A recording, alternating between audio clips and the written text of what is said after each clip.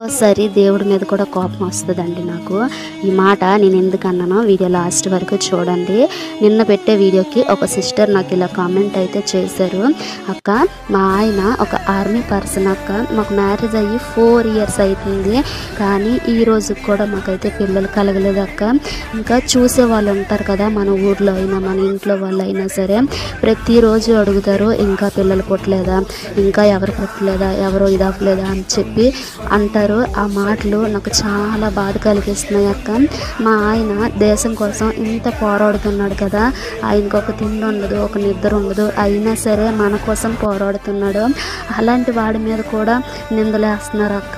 వాళ్ళనే మాటలు వింటుంటే నాకు చాలా చాలా బాధ అనిపిస్తుంది అక్క అని అయితే పెట్టారు. ఆ సిస్టర్ అయితే కామెంట్ చూసిన వెంబట్టి చాలా బాధ అనిపించింది.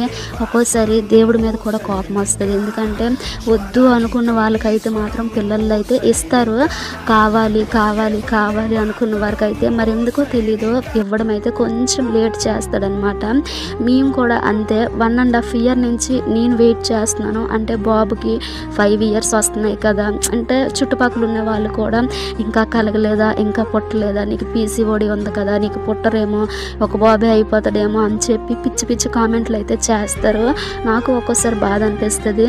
దేవుడు మనకి ఏదైనా ఒకటి ఇవ్వాలి అని మన లైఫ్లో రాసి పెట్టుంటే అది ఖచ్చితంగా దాని విలువ మనం తెలుసుకొని దాన్ని వినియోగం చేసుకుంటాము అని చెప్పి మాత్రమే లేట్ అయితే చేస్తాడండి, దాని విలువ మనకు తెలియాలని.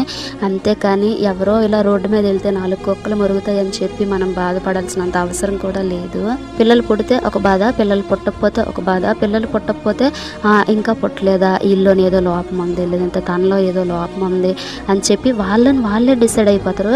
ఒకవేళ పిల్లలు పుట్టిన అమ్మాయిలకి ఒక థైరాయిడ్ వచ్చినా, PCOD వచ్చినా, ఇంకా ఒకళ్ళు పుట్టి ఒక 5 సంవత్సరాలు అయినా సరే వెంబటే కామెంట్లు చేస్తారు, ఇంకా పుట్టలేదా, ఏమి ఇంత లేటు, ఇదేటి ఇలాగయింది, అదేటి అలాగయింది, హాస్పిటల్ చూపించుకోండి, అలాగా ఇలాగని చెప్పి సజెషన్స్ ఇస్తారు. మన వెనకతలేమో దానికి ఏం పుడతారు తలకోయే అనేసి అని చెప్పి పిచ్చి పిచ్చిగా మాట్లాడుకుంటారు. వాళ్ళకేం తెలుస్తుందండి అవతల వాళ్ళు పడే బాధ.